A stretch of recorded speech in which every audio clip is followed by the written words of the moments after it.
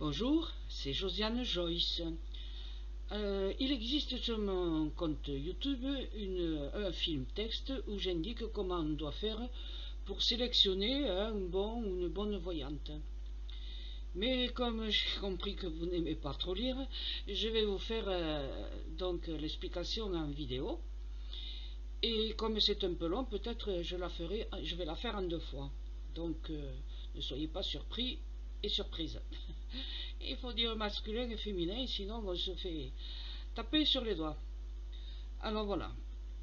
Premièrement, pour sélectionner un bon et voyant une voyante, jamais de la vie vous trouverez un excellent voyant, quelqu'un de professionnel, sérieux, sur une plateforme en ligne. Surtout, ne choisissez pas sur une plateforme en ligne.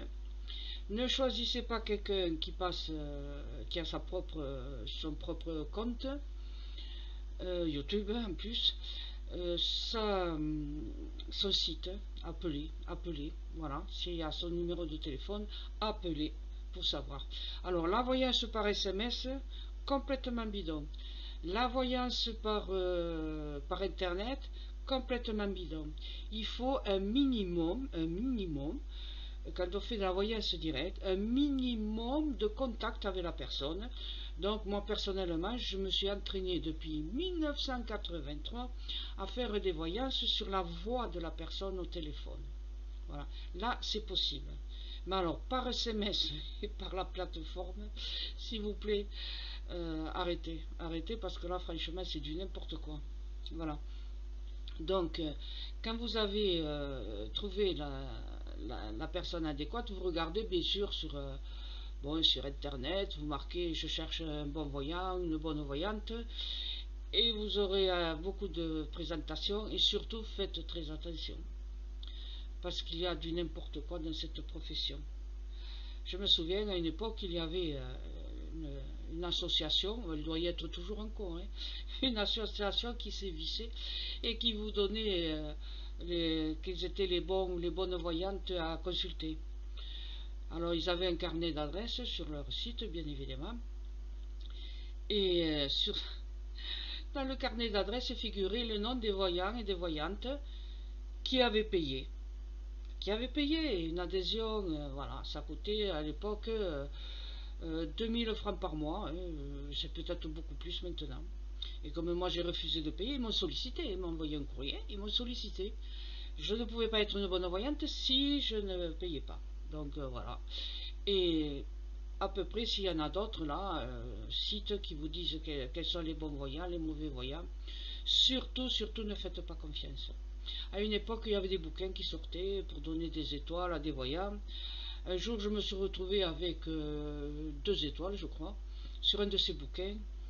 Et puis, nous ne l'avons pas consulté, mais nous pensons que c'est une bonne voyante. Alors, si vous croyez que c'est le genre de choses que j'attends, moi, qu'on fasse ma publicité comme ça, et j'ai écrit au responsable du bouquin, là, de l'agenda, là, et j'ai dit, écoutez, je préfère que vous arrêtiez de parler de moi, ne donnez ni mon nom, ni mes coordonnées, et arrêtez surtout d'autant plus que dans ce bouquin une cliente m'avait amené, il y avait 3 étoiles qui avaient été données à une voyante, et cette voyante, c'était une escroc, alors inimaginable et pas possible. Mais le pire, c'est que en voyant les 3 étoiles dans ce bouquin, des Japonais, férus justement de voyance et tout ça, ils ont invité la personne en question pendant 8 ou 10 jours au Japon, ils ont payé tout. Hein. Et donc ils ont dû être déçus parce que c'était vraiment pas à la hauteur d'une intelligence normale, croyez-moi. Hein. Voilà. Donc, soyez très prudents et regardez avant de trouver quelqu'un. Posez toutes les questions avec des points d'interrogation et des guillemets devant la question et à la fin, point d'interrogation. Et comme ça, vous saurez à peu près les bons voyants que vous arriverez à sélectionner. Alors, bien évidemment, vous allez téléphoner et vous allez un peu prendre le contact là par téléphone pour savoir qui est cette personne. Et cela, je vous le dis dans la prochaine vidéo.